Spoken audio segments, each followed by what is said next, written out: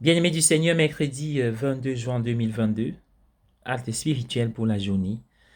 Nous sommes en Matthieu chapitre 7, versets 15 à 20. Installez-vous bien, c'est parti. Les arbres ne mentent pas.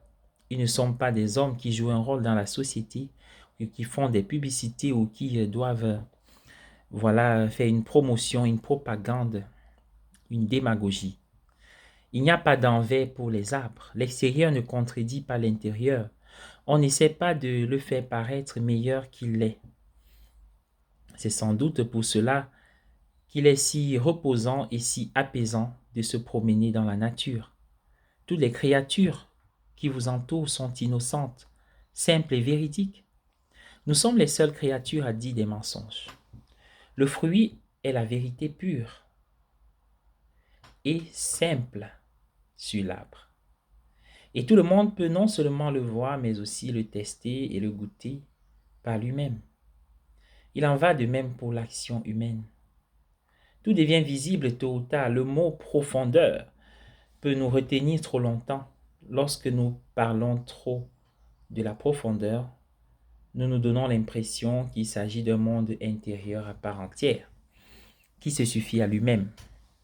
Wittgenstein, l'un des philosophes les plus influents du XXe siècle, a dit « La profondeur est à la surface ». Lui, parmi tous les autres, ne pouvait être accusé de superficialité.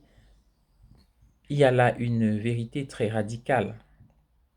La profondeur et la surface ne font qu'un. L'intérieur et l'extérieur ne font qu'un.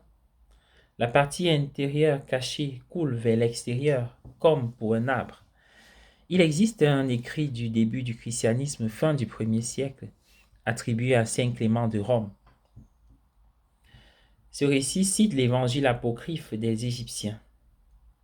Clément écrit « Lorsque quelqu'un demanda au Seigneur lui-même quand viendrait son royaume, il répondit « Quand les deux seront un, et le dehors comme le dedans.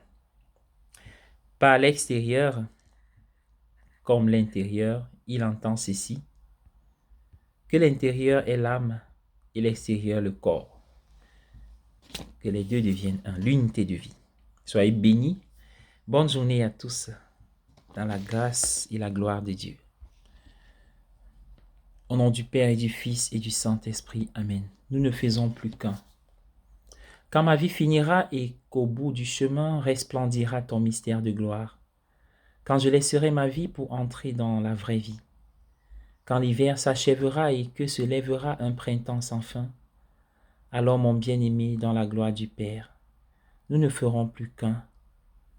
En attendant ce jour glorieux, tu m'appelles à cette heure, en ta présence réelle, en ton tabernacle, où ta gloire se voile mais pourtant resplendit.